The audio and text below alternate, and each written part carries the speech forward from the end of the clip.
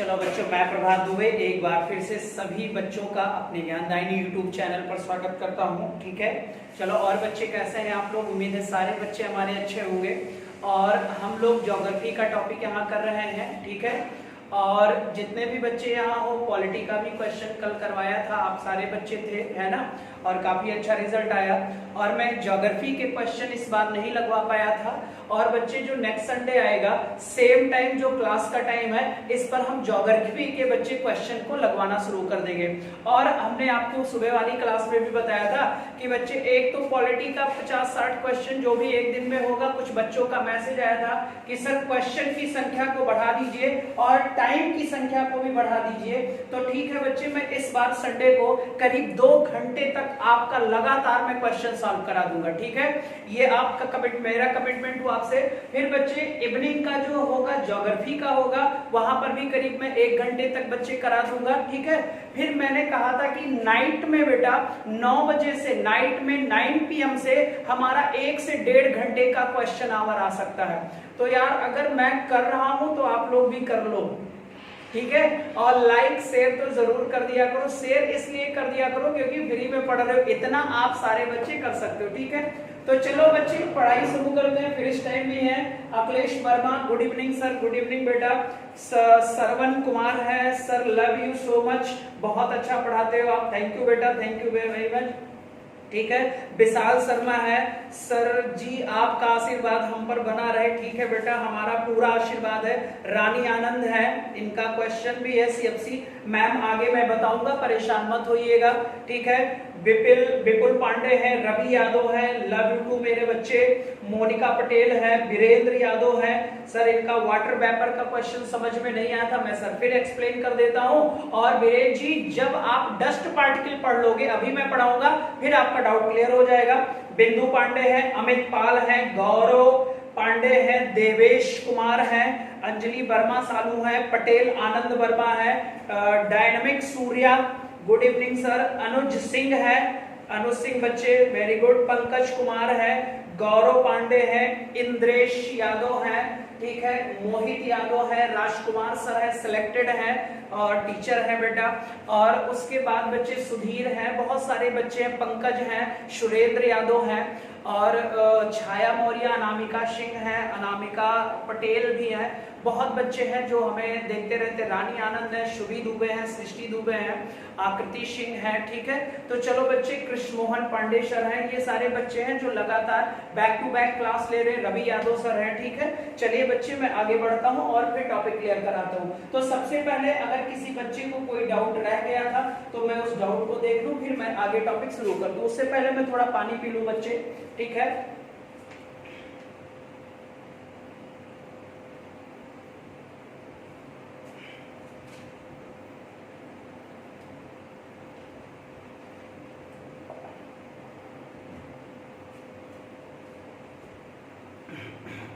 अब ध्यान से देखिएगा बच्चे, कुछ बच्चों को वाटर वेपर समझ में नहीं आया था तो ये देख लो सर। कुछ बच्चों को वाटर वेपर नहीं समझ में आया था, वो आप देख लें। ठीक है, रूबी सिंह है, सालू सिंह है, ठीक है, विनीता यादव है, ये सारे बच्चे हैं हमारे। ठीक है, लगातार पढ़ते चले आ रहे हैं। आकांक्षा सिंह है, ठीक है, आकांक्षा तिवारी है, और सुरेंद्र है, रवि है, सब बहुत बच्चे हैं बेटा। ठीक है, चलो वाटर पेपर को आप सारे बच्चे ध्यान से सुनो, क्या कहते हो। आकृति सिंह भी है। ठीक है, आप वाटर पेपर को क्या बोलते हो? तो आप बोलोगे सर हम इसे जलवाष्प कहते हैं। क्या कहते हैं? जलवाष्प। अब देखो ध्यान से सुनना, हमने जब जलवाष्प पढ़ाया था, जिस भी बच्चे का कंफ्यूजन हो, हमने कहा था कि सर टेम्परेचर की डायरेक्टली प्रोपोर्शनल होता है वाटर वेपर। अब ध्यान से सुनो यार, एक चीज यहां से समझ लो, जल्दी से समझ लो। जैसे मैंने कहा ये पानी भरा हुआ है, बताओ सारे बच्चे, पानी भरा है ना, सूर्य की किरणें बनी, तो यहां से बच्चे जब टेम्परेचर बढ़ा, अब सूर्य की किरणें लगातार पड़ रही हैं, तो आप बताओ यार वाष्पीकरण हो रहा है कि नहीं हो रहा है? जल्दी से बोलो, वाष्पीकरण हो रहा है ना, वेपोराइजेशन हो रहा है। अब जब होगा तो यहां से भाप बनकर ये ऊपर ही तो उड़ेंगे, और जब आपको पता है सर यहां से ये जलवाष्प ऊपर की तरफ, क्योंकि भाई यहाँ हवाएं भी तो चल रही हैं, अब सम्माहन होगा बच्चे, जो कन्वेक्शनल होता है, अभी मैं आगे बताऊंगा, परेशान मत होइएगा। तो यहाँ से जब ये हवाएं इनको बच्चे वाटर वेपर जो जलवाष्प बनेगा उसे ऊपर ले जाएंगी, और आपको पता है ना सर कि जैसे जैसे ऊंचाई बढ़ती जाती है हमारा टेम्परेचर क्या होता जा रहा है, कम होता चला जा रहा है। तो एक जगह बच्चे ये सारे के सारे क्या होने लगेंगे, स्थिर होने लगेंगे, नहीं होंगे बच्चे। फिर यहीं पर बहुत सारे डस्ट पार्टिकल पाए जाते हैं। ये डस्ट पार्टिकल बेटा जो है ये आर्द्रता ग्राही का काम करते हैं। ये जितने भी जलवाष्प के पार्टिकल होते हैं बच्चे ना, इनको अपनी तरफ अट्रैक्ट कर लेते हैं बेटा, सोखने का काम करते हैं। एक एग्जांपल की तरह मैंने बोला, जब अट्रैक्ट कर लेंगे तो वहां पर वाटर वेपर अमाउंट बढ़ रहा है कि घट भाई बढ़ रहा है। देखो यहां से आ गया, यहां से आ गया, यहां से आ गया, यहां से। अब बताओ यहाँ की जो डेंसिटी थी, घनत्व है वाटर वेपर का, बढ़ा ना, और जब बढ़ा तो बताओ ये क्लाउड का आकार ले रहे हैं कि नहीं आ रहे, बच्चे गिर जा रहे हैं। तो यहां पर फिर से देख लो, हमने कहा था कि टेम्परेचर बढ़ गया, ठीक है, टेम्परेचर बढ़ा, कहां बढ़ा, पानी पर बढ़ा, और यहां से भाप वेपोराइजेशन हुआ, वाष्पीकरण हुआ, वाटर वेपर निकला, इनको हवाएं ऊपर लेकर गई, और ये बच्चे जब ऊपर गई तो टेम्परेचर क्या होने लगा, कम होने लगा। तो ये वाटर वेपर यहीं पर तो बच्चे कंडेंसेशन करेंगे, संघनन करने लगेंगे, एक दूसरे से मेल मिलाप, और फिर इनकी स्पीड को मीडियम प्रोवाइड कर देता है ये डस्ट पार्टिकल। तो अभी बच्चे जब डस्ट पार्टिकल पढ़ लो तो और क्लियर हो जाएगा, ठीक है। बस आप इतना याद रखो, जितना ज्यादा टेम्परेचर उतना ज्यादा वाष्पीकरण, और उतना ज्यादा वाटर वेपर, उतना ज्यादा वाटर वेपर, ये ऊपर जाएंगे, टेम्परेचर सामान्य हो जाएगा बच्चे और कम होगा। फिर ये क्या करेंगे, संघनन करेंगे, कंडेंसेशन करेंगे, कंडेंसेशन करने के साथ साथ मीडियम प्रोवाइड करा देगा पार्टिकल, डस्ट पार्टिकल बेटा, धूल के कण जो होते हैं, और ये क्लाउड बनकर फिर किसके रूप में हो जाएंगे भाई, वर्षा। तो यहाँ पर देखो टेम्परेचर बढ़ा तो बच्चे आपको पता है वाष्पीकरण बढ़ा, फिर बच्चे वाटर वेपर बढ़ा, वाटर वेपर बढ़ा तो क्लाउड भी बड़ा होगा, और क्लाउड भी बड़ा होगा तो रेनफॉल कैसी होगी बताओ जल्दी से, रेनफॉल ज्यादा होगी कि कम होगी, ज्यादा होगी। तो रेनफॉल के लिए बेटा इनका बढ़ना भी जरूरी है। फिर आप ये कहोगे सर ये जो बादल हैं ये संघनन करेंगे तो टेम्परेचर का कम होना भी जरूरी है। भाई टेम्परेचर कम नहीं होगा तो ये आपस में कंडेंसेशन नहीं करेंगे। बस इतनी बात याद रखो अभी तक, ठीक है। तो बाकी और डस्ट पार्टिकल जब पढ़ लो तो फिर और पूरा डाउट क्लियर हो जाएगा, ठीक है। तो चलो अगला इसी में डालते हैं बेटा डस्ट पार्टिकल।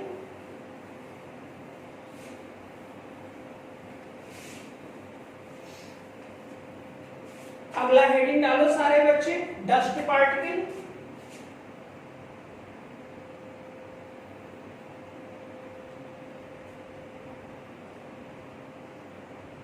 धूल के कण। अब यहां पर इसकी एक डेफिनेशन लिख लो बच्चे, work as hydro, work as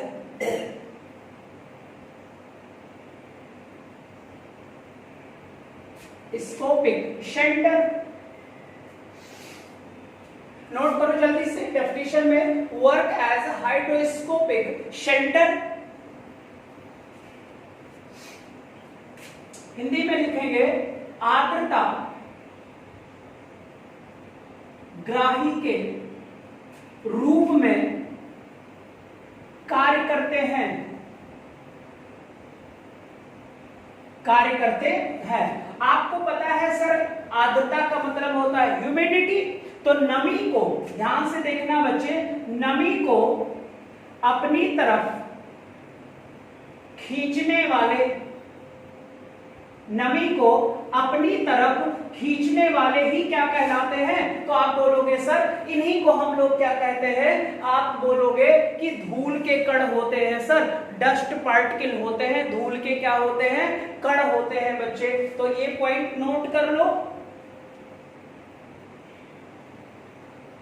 फिर इनका जो दूसरा पॉइंट होगा अट्रैक्ट,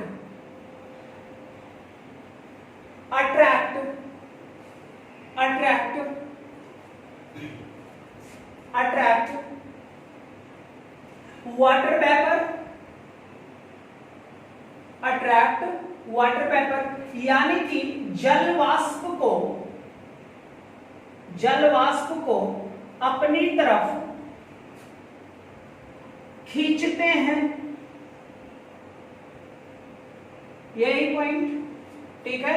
ऐसे पृथ्वी पर ग्रेविटी होती है, वो सारे के सारे हैवी पार्टिकल को अपनी तरफ बच्ची घसीट लेती है। अभी जब हम लोग क्षोभ मंडल पढ़ेंगे तो वहां पर और डाउट क्लियर हो जाएगा। देखो एक चीज और भी बताया बेटा, जब तक चीजें, देखो मैं सीरीज से पढ़ा रहा हूं तो हो सकता है कुछ चीजें ना समझ में आ रही हो, तो जैसे जैसे बच्चे टॉपिक आधा बढ़ता चला जाएगा ना, जब चीजें आपके पास आती रहेंगी तो फिर वो बच्चे लेयर बाय लेयर बनता चला जाएगा, ये आप याद रखो, ठीक है।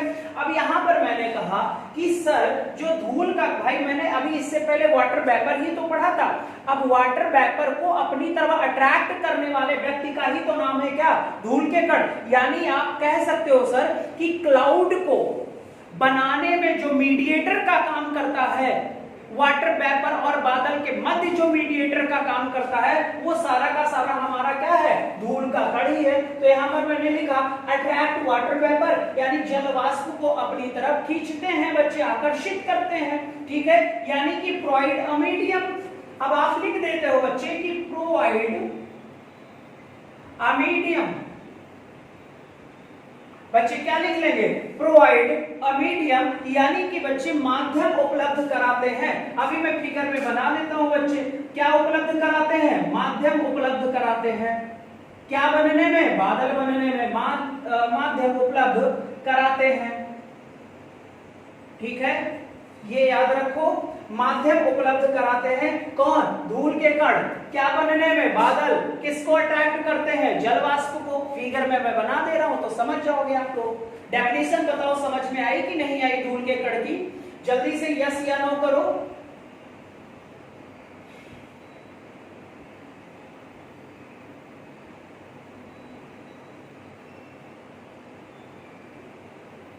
दो तीन क्वेश्चन है यहां से, अच्छा क्वेश्चन निकल आएगा।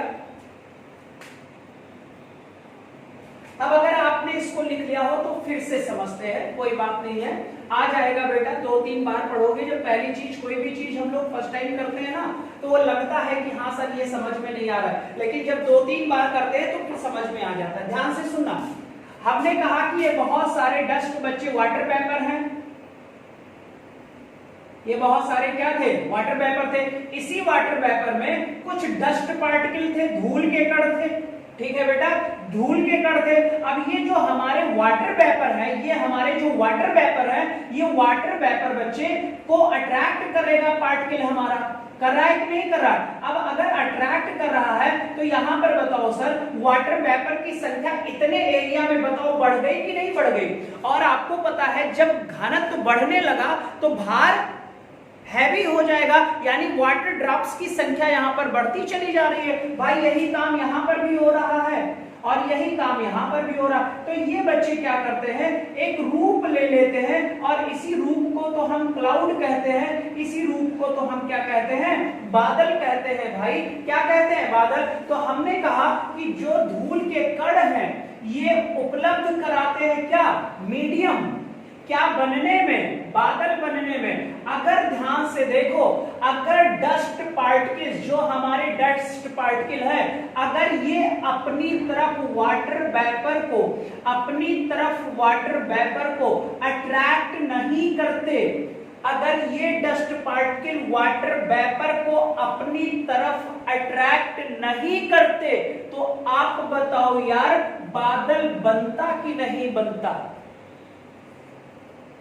सारे बच्चे बताओ, अगर डस्ट पार्टिकल हमारे एटमॉस्फेयर में नहीं होते तो आप बताओ वाटर वेपर इकट्ठा हो पाते, नहीं हो पाते। और जब इकट्ठा नहीं हो पाते सर तो आप बताओ क्लाउड बनता तो नहीं बनता। जब क्लाउड नहीं बनता तो बारिश का क्या हाल चाल रहता, रेनफॉल का क्या हाल चाल रहता, जरा आंसर करके बताओ सारे लोग। और ये भी बताओ कि इतनी बात यार समझ में आई कि नहीं आई।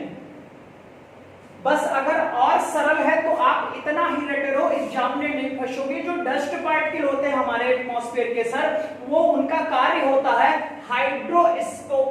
हाइड्रोस्कोपिक सेंटर का, यानी आर्द्रताग्राही का।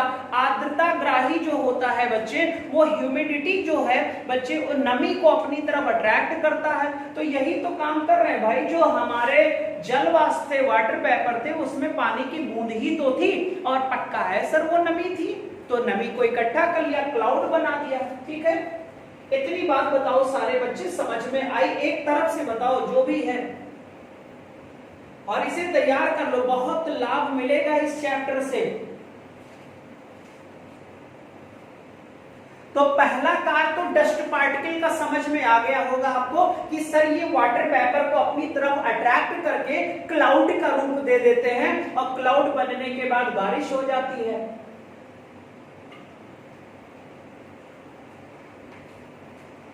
बताओ यार, इतना तो समझ में आ गया होगा।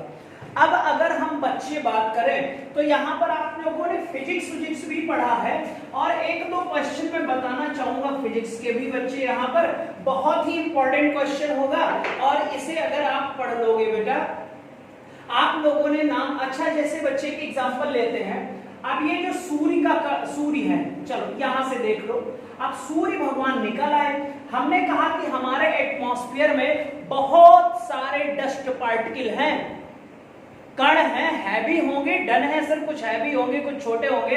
तो अगर है ये डस्ट पार्टिकल ऐसे पड़े हुए हैं हमारे वायुमंडल में, पड़े हैं कि नहीं पड़े हैं? अगर बच्चे सूर्य की किरणें अगर यहां देखा जाए तो सूर्य की किरणें, मान लो ये हमारा सरफेस एरिया है, ये हमारा स्थल है, यानी सरफेस एरिया है, तो यहां पर देखो सर सीधा धूप आ गई यहां पर। अब एक चीज बताओ, अगर ये बच्चे यहां पर मिटा दिया जाए, इसको ऐसे ध्यान से देख लो, तो यार सीधी धूप जो है वो हमारे पृथ्वी पर गिर रही है। आप बताओ सर, ये लेजर के रूप में कार्य करेगी कि नहीं करेगी? पक्का कर जाएगी सर। लेजर एकदम सीधी पड़ रही है बच्चे, तो सीधे लेजर के रूप में होगी। फिर क्या हुआ सर, हमने कहा वायुमंडल में बहुत सारे डस्ट पार्टिकल हैं, वायुमंडल में बहुत सारे क्या है बेटा?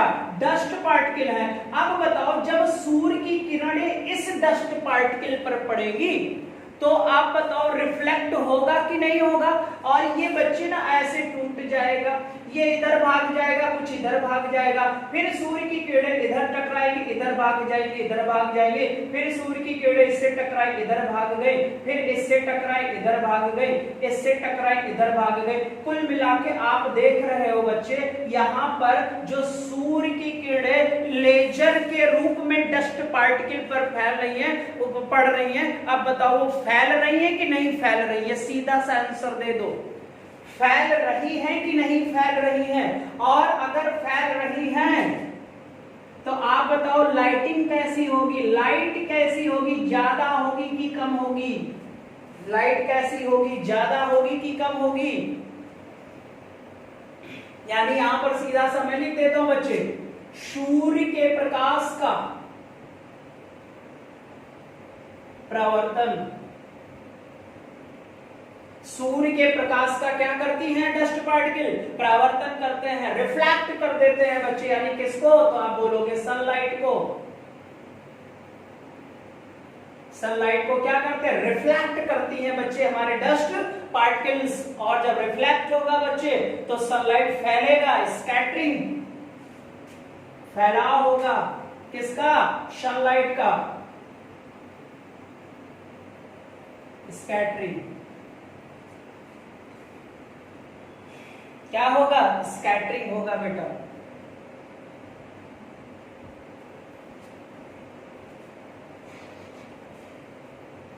देखते हो चमक, ये चमक जो बनी हुई है ना सर, ये सब इसी कारण हो रहा है।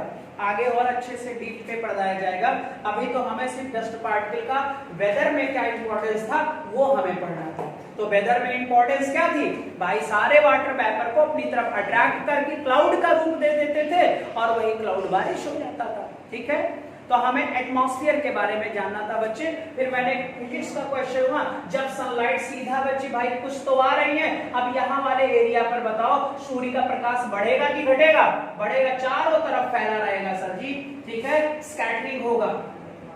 रिफ्लेक्ट करेंगी, जब वापस इधर उधर टूट जाएंगी, जो भेद जाएंगी वो पृथ्वी पर। और आपको पता है सूर्य की किरणें अर्थ तक पहुंचने के लिए कितने मिनट लेती हैं? तो आप बोलोगे सर 8 मिनट, 8 से ज्यादा होता है, 500 सेकंड माना जाता है। 6 से भाग दे दोगे निकल आएगा, हर जगह अलग अलग लिखा मिलेगा, लेकिन 500 सेकंड माना जाता है।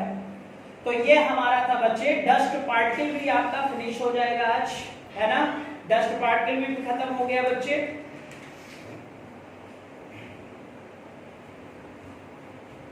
ठीक है,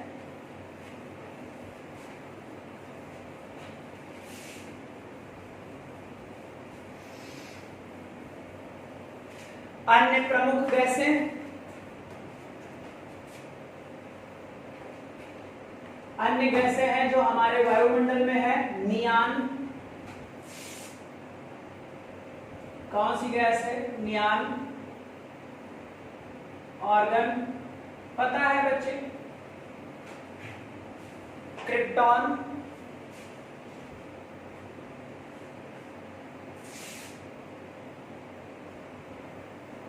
क्रिप्टॉन भी हो गया।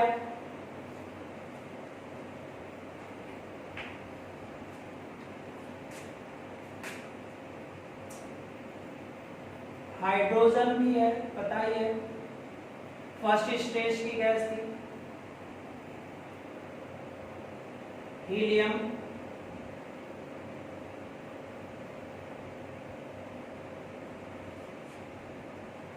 जेन,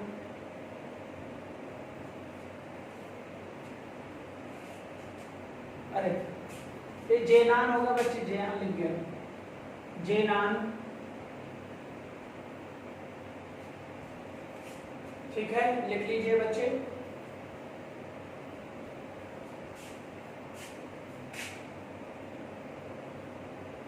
इसे ओजोन कहते हैं। इसको देख लीजिएगा एक बार,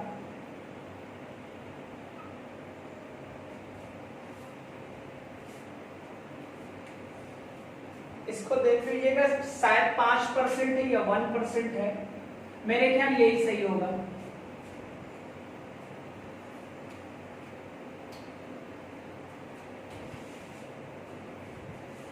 बेटा हमारे एटमॉस्फेयर से जितनी गैस संबंधित थी वो मैंने आपको बता दी, ठीक है, नोट कर लो।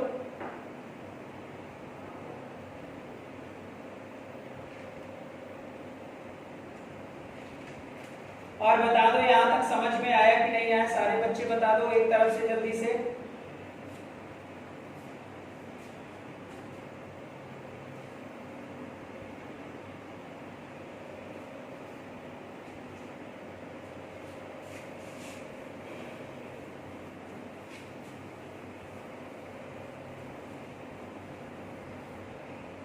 अगला हेडिंग डालेंगे सारे बच्चे, स्ट्रक्चर ऑफ एटमॉस्फेयर।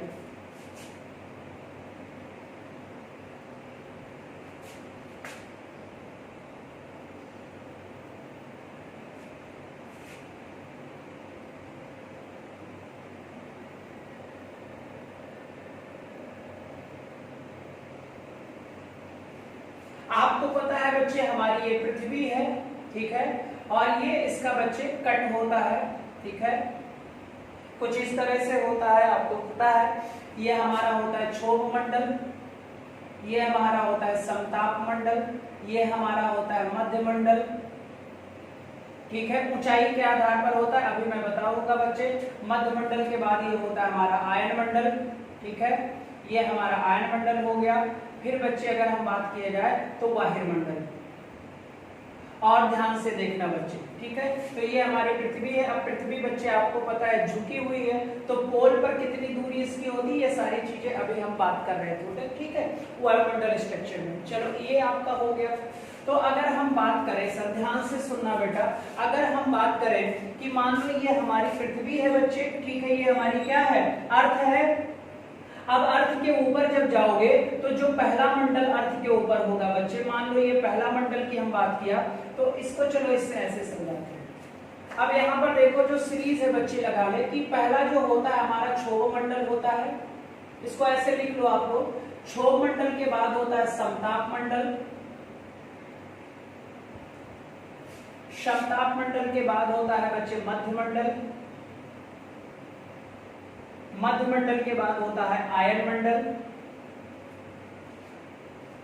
आयन मंडल के बाद होता है बच्चे वाहिर मंडल।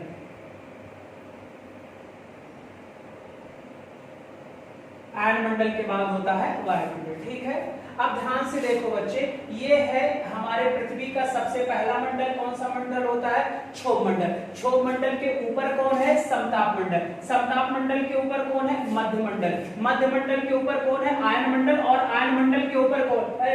वाहिर मंडल है। वाहिर मंडल की ऊंचाई करीब 10,000 किलोमीटर तक लिया जाता है, हालांकि 3200 तक बच्चे सर्च किया जाता है। क्लियर हो जाएगा? तो हम इसको बताते हैं, श्री से लगा लो। पृथ्वी से अगर हम देखेंगे तो सबसे पहले क्षोभ मंडल, फिर समताप मंडल, फिर मध्य मंडल, फिर आयन मंडल, फिर वाहिर मंडल। बच्चे हम निकल गए बाहर। ठीक है, ये सीरीज बना ले सारे बच्चे। और हाँ सर, इनके इंग्लिश में नाम आपको जरूर आने चाहिए, चाहे जो करो इंग्लिश में इनको जरूर याद रखो बच्चे, आता रहता है। तो लिखो सारे, ट्रोपोस्फेयर,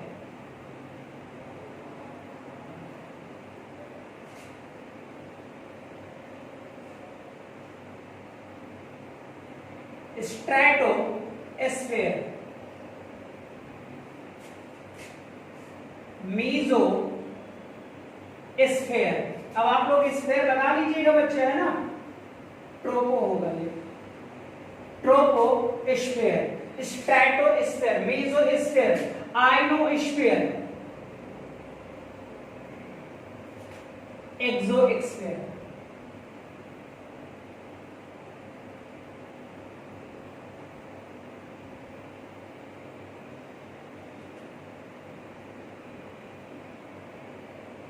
ठीक है, ये नाम सारे बच्चे लिख लो और याद रखो इसको। कभी कभी तो डायरेक्ट भाई क्वेश्चन आ जाता है यहाँ से कि ट्रोपोस्फेयर में क्या होता है, स्ट्रेटोस्फेयर में क्या होता है, मेसोस्फेयर में क्या होता है, आयनोस्फेयर में क्या होता है, एक्सोस्फेयर में क्या होता है। यही हमको पढ़ना है। तो वायुमंडल का स्ट्रक्चर हमारा क्या हो जाएगा? तैयार हो जाएगा बच्चे, और फिर सारे कंफ्यूजन आपके दूर हो जाएंगे। ठीक है, जल्दी से लिख लेंगे यहाँ पर।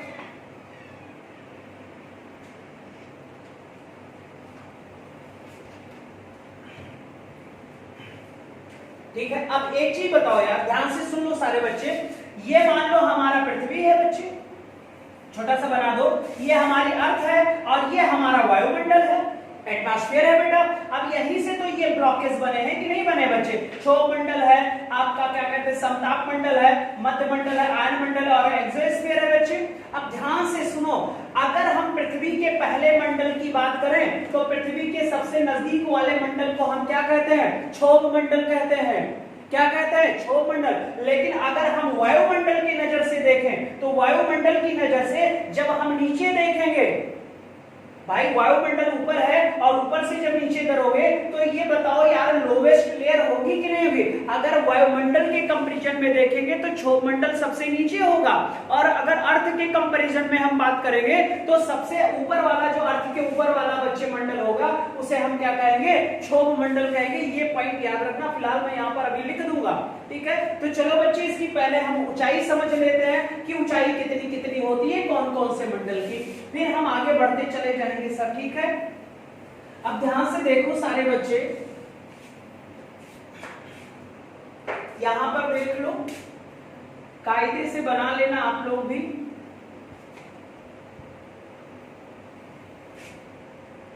लंबा ले लो।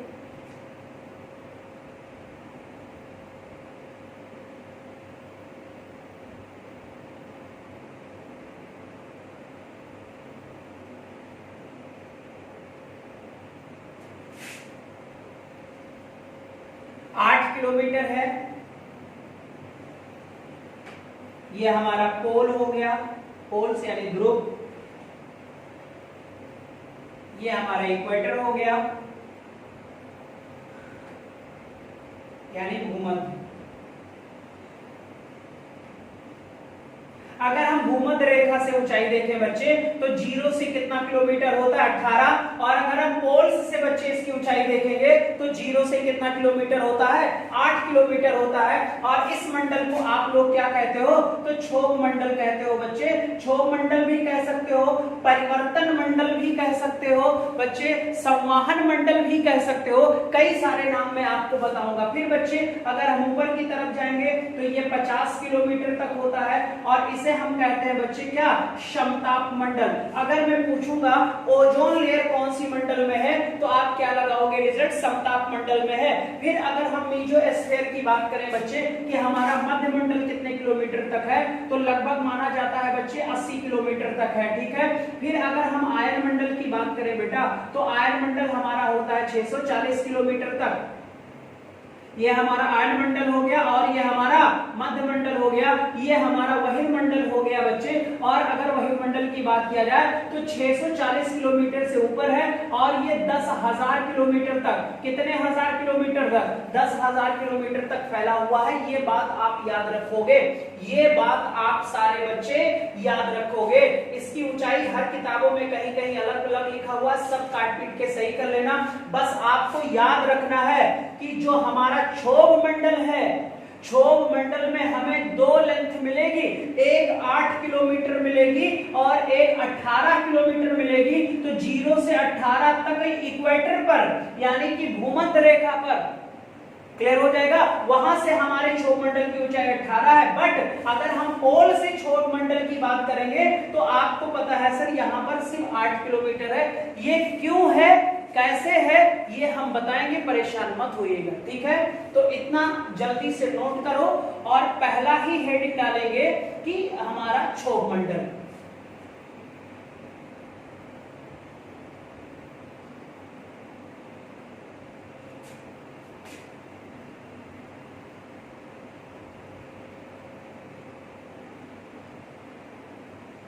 अगर हम हाइट की बात करें, अगर हम हाइट की बात करें तो हाइट अगर देखा जाए तो इक्वेटर, अगर इक्वेटर लाइन पर देखा जाए तो इक्वेटर लाइन पर 18 किलोमीटर है। और अगर हम इसे पोल्स पर देखेंगे, पोल्स पर देखेंगे तो 8 किलोमीटर है। नोट कर लो, फिर हम बताते हैं इसके बारे में बच्चे।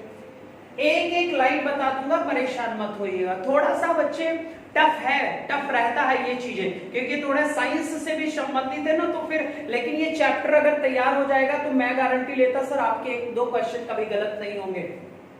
तो हमने बता दिया कि भाई क्षोभ मंडल की ऊंचाई जो हमें 2 मिलती है इक्वेटर यानी कि भूमध्य रेखा पर, इक्वेटर को हम क्या कहते हैं, भूमध्य रेखा पर हमें इसकी ऊंचाई 18 किलोमीटर है। और अगर हम ध्रुव की बात करें तो ध्रुव पर इसकी ऊंचाई कितनी है, 8 किलोमीटर है बेटा, ठीक है। क्यों है, कैसे है, फिर मैं आपको बताता हूं। आप सारे बच्चे पढ़ते आए हो हरदम कि सर, डायरेक्ट पढ़े हो बच्चे कि सर क्षोभ मंडल में ही बादल होता है, गर्जना भी क्षोभ मंडल में होती है, ग्रीन हाउस गैसें बच्चे इफेक्ट भी यहीं पर, यानी कि वन लाइन में अगर बोला जाए तो जितने भी मौसमी घटनाएं होती हैं वो सारी की सारी कहां होती हैं, क्षोभ मंडल में होती हैं। सारी मौसमी घटनाएं कहां होती हैं, क्षोभ मंडल में होती हैं। तो चलो कुछ इसके पहले की पॉइंट्स लिखते हैं, फिर हम आपको बताते हैं बच्चे। ऊंचाई तो आपने लिख लिया। अब यहाँ पर जो पहला पॉइंट आप लोग लिखे होंगे बच्चे, वायुमंडल की सबसे निचली सतह है, ये आपका क्वेश्चन है। वायुमंडल की सबसे निचली सतह कौन है, तो आप बोलोगे सर ट्रोपोस्फीयर है बच्चे, यानी इसको आप इंग्लिश में लिखना चाहो तो ऐसे लिख लो, lower layer, lower layer, clear हो जाएगा बच्चे, लोअर लेयर ऑफ एटमॉस्फेयर।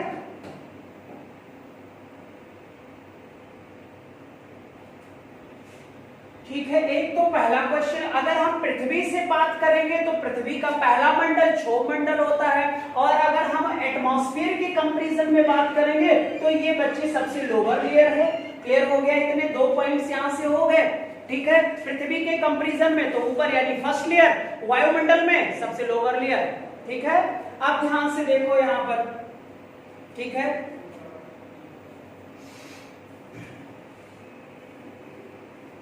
ध्यान से देखना ये क्यों होता है। अब आपको पता है यार कि जो हमारा भूमध्य रेखा होता है, यहां का टेम्परेचर कैसा होता है, जल्दी से जरा कमेंट्स में आप सारे हमें बताओगे, क्योंकि अब यहां मैं आपसे पूछकर आगे बढ़ूंगा। कमेंट्स में बताओ सारे बच्चे कि भूमध्य रेखा का टेम्परेचर कैसा होता है, फिर समझ में आ जाएगा। भूमध्य रेखा का टेम्परेचर कैसा होता है, तो आप बोलोगे सर भूमध्य रेखा का टेम्परेचर ज्यादा होता है।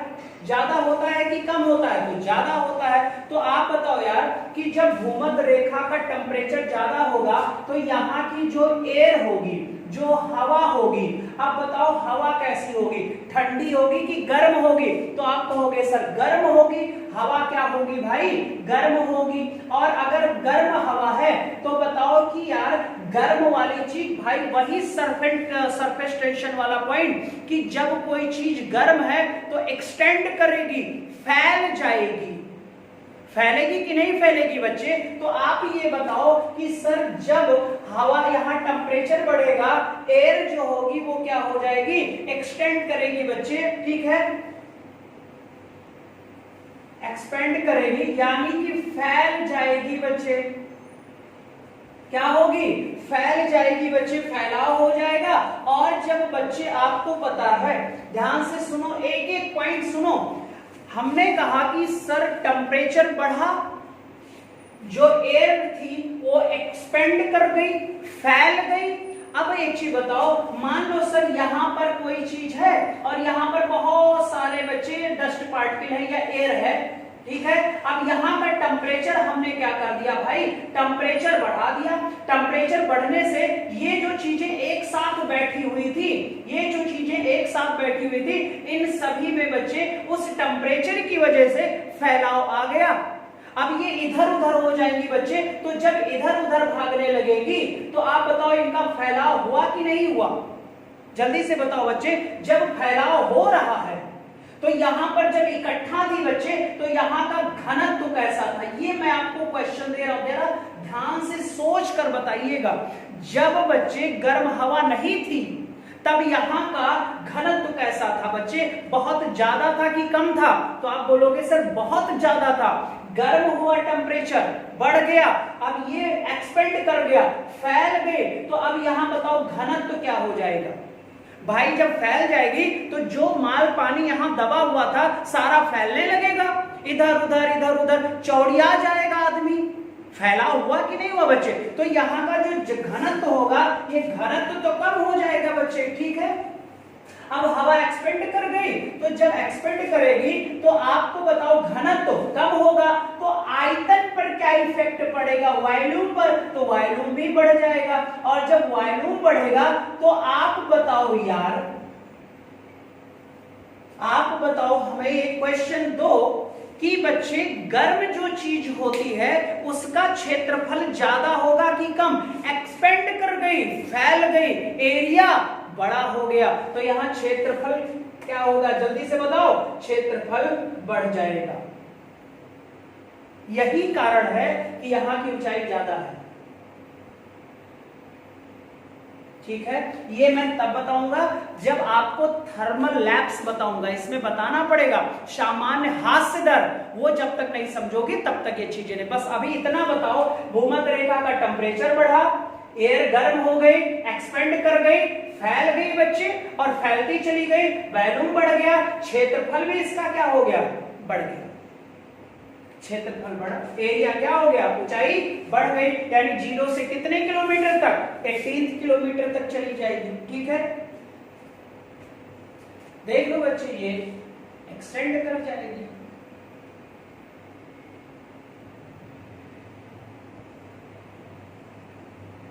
सर्किल कर लो, और अगर बच्चे ये सिकुड़ जाएगी, टेम्परेचर गिर जाएगा, फिर सिकुड़ जाएगी।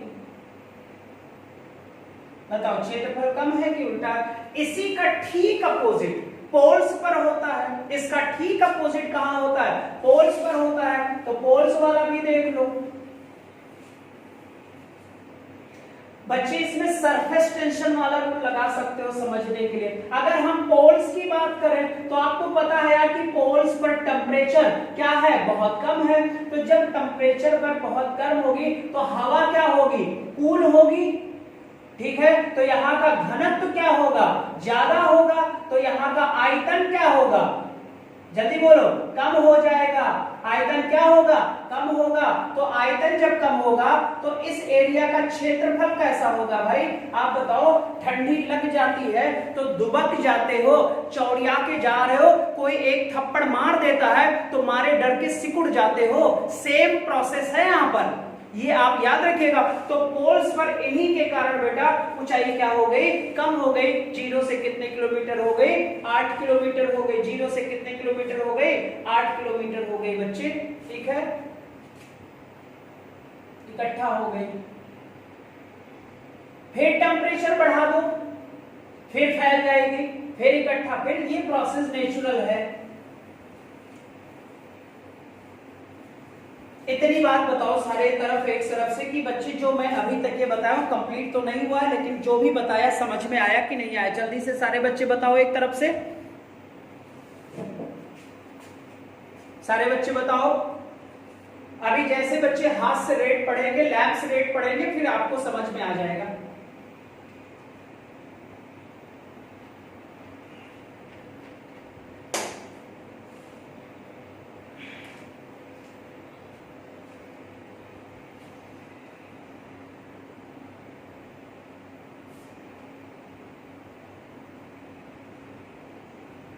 ठीक है, अब अगला पॉइंट देखो सर, इसी मंडल में यानी कि यहां पर देखो टेम्परेचर कम है और यहां पर टेम्परेचर बहुत ज्यादा है, और यहां पर टेम्परेचर क्या है बेटा, कम। तो टेम्परेचर वेरिएशन है कि नहीं है, तापमान में बच्चे बताओ वेरिएशन है कि नहीं है, कहीं कम है कहीं ज्यादा है। तो इसी मंडल में बच्चे ध्यान से लिख लो, temperature variation, temperature variation, temperature क्या बच्चे, वेरिएशन है, यानी तापमान में बदलाव होता है। टेम्परेचर वेरिएशन है यानी तापमान में क्या होता है, बदलाव है, बदलाव होता है। कौन से मंडल में, तो आपका रिजल्ट होगा सर आपने बताया था क्षोभ मंडल में है। अगर आप बताओ यार, अगर टेम्परेचर वेरिएशन है तो जो हमारी एयर होगी, टेम्परेचर वेरिएशन है, यहां तो सिकुड़ी रहेगी, यहां सिकुड़ी एयर है, टेम्परेचर बढ़ गया, फैल गई, फैलेगी कि नहीं फैलेगी। तो अगर बच्चे यहां मान लो ना समझ में आए तो परेशान मत होइएगा, हम इसे जैसे लैप्स रेट पढ़ाएंगे फिर वहां एक और फिगर, हालांकि यहां जरूरत नहीं है उसकी, लेकिन सामान्य हास्य दर आपको बताना होगा, सामान्य हास्य दर आपको बताना होगा। तो अगर तापमान में बदलाव होगा तो एयर में भी बच्चे फर्क पड़ेगा कि नहीं पड़ेगा, हवा में भी बच्चे, एयर में भी, वायु में भी इसमें इफेक्ट आएगा। अब जो ये वायु होगी बच्चे, यहां पर क्या होगा, कन्वेक्शन होगा बच्चे, ठीक है, यानी कि जो वायु होगी ये ऊपर की तरफ, वायु जो होगी ये ऊपर की तरफ उठती है बच्चे, वायु क्या होगी, ऊपर की तरफ उठेगी। और आपको पता है ऊपर की तरफ ये जब उठेगी तो अब सीधा सा कह सकते हो, सीधा एक लाइन, टेम्परेचर में बदलाव हुआ, ठीक है। फिर आपको पता है जो हमारी एयर है ये ऊपर उठेगी, ऊपर उठने के कारण बच्चे कि यहां पर एयर में कन्वेक्शन जनरेट हो जाएगा, कन्वेक्शन जनरेट हो जाएगा, यानी कि हिंदी में भी बताऊंगा, कन्वेक्शन जनरेट हो जाएगा, और यानी कि संवाहन होगा, क्या होगा, संवाहन होगा बच्चे, और संवाहन के ही कारण हवा ऊपर उठती है, हवा ऊपर उठती है, हवा ऊपर उठती है, हवा ऊपर उठती है। और जब ऊपर उठेगी तो आपको पता है, मान लो बच्चे गर्म हवा गई ऊपर तो टेम्परेचर डाउन हो जाएगा, तो जो भी चीजें ये उठाकर ले जाएगी ना सर, तो वहां पर क्या भाई गर्म हवा, जलवाष्प तो चाहिए, तो ऊपर ले जाएगी, मौसमी घटनाएं बना देगी सर जी, आप याद रखिएगा, ठीक है। तो इतना बात अभी लिख लो इसे, मैंने कहा इसी मंडल में टेम्परेचर वेरिएशन हुआ, टेम्परेचर वेरिएशन का मतलब तापमान में बदलाव हुआ, तापमान के बदलाव के कारण यहाँ पर कन्वेक्शन जनरेट हो गया, क्या हो गया, कन्वेक्शन जनरेट हो गया, संवहन बच्चे पर हो गया। संवहन के कारण हवा क्या उठने लगी, ऊपर उठने लगी, यानी एयर ऊपर उठने लगी बेटा। और जब एयर ऊपर उठेगी तो आपको डन है सर, इसी कारण से हवा के ऊपर जाने के कारण से ही हमारे इस मंडल में मौसमी घटनाएं होती हैं। तो लिख दो बच्चे, हवा ऊपर उठने के कारण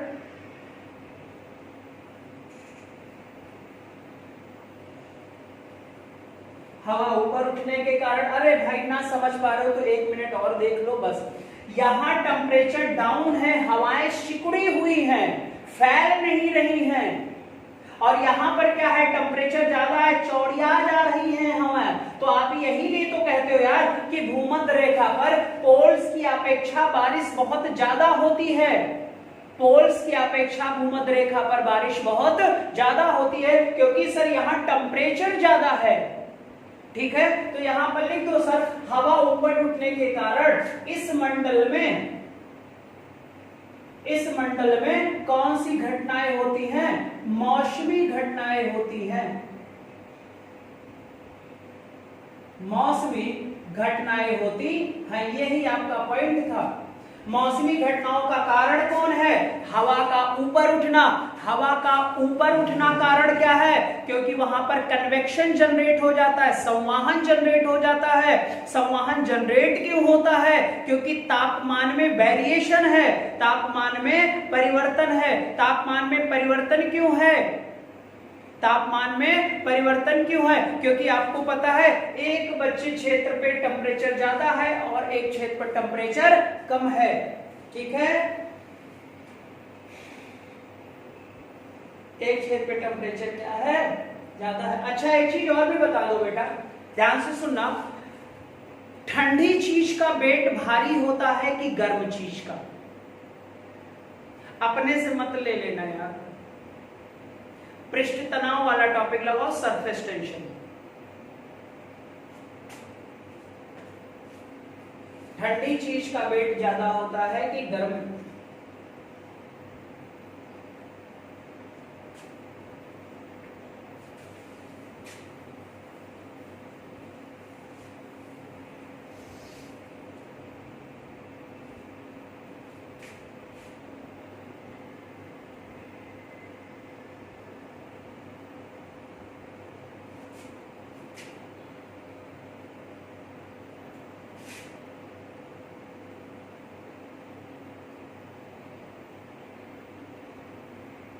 तापीय हास्य दर बच्चे, ठीक है।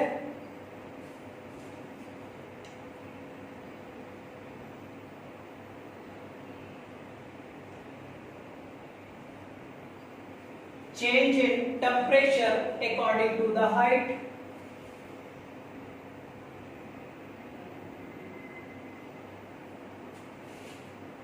जैसे जैसे आप ऊपर जाओगे तापमान में परिवर्तन हो जाएगा।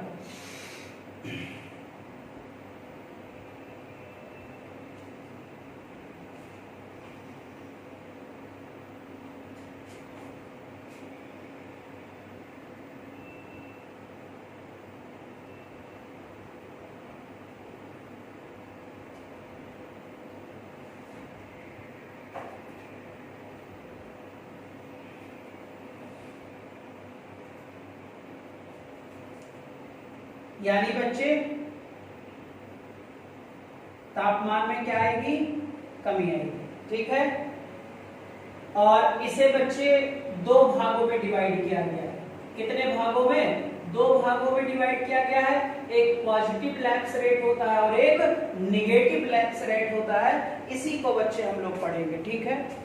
आज मैंने जितना भी बताया, जलवाष्प भी थोड़ा सा रिवीजन करा दिया, डस्ट पार्टिकल भी फिनिश कर दिया, और हमने कुछ बच्चे आपके पृथ्वी के वायुमंडल के यानी एटमॉस्फेयर के स्ट्रक्चर की हमने बात किया। बच्चे जो भी कुछ चीजें मैंने आज दी हैं उसमें से अगर कहीं पर भी कोई भी डाउट होगा तो मैसेज जरूर डाल देना बच्चे, ठीक है। और अगर डाउट लिए बैठे रहोगे तो फिर वो बच्चे जीवन भर के लिए डाउट बना रह जाएगा, ठीक है। तो आज के लिए बस बच्चे में इतना ही है। आज थोड़ा सा जल्दी क्लास है, छूट रही है, तो आज बच्चे इतना ही है। मैसेज जरूर कर देना नहीं समझ में आया होगा, हम लास्ट में एक बार और इसे रिवीजन, क्योंकि मैं चाहता हूं बेटा कि एटमॉस्फेयर वाला चैप्टर आपका मजबूत हो जाए, और इतना मजबूत हो जाए कि यहां से जो 1 2 3 क्वेश्चन आने वाले, ये एनटीपीसी वाले भी ध्यान से सुन लो भाई, आपके भी बच्चे क्या कहते हैं क्वेश्चंस आने वाले हैं।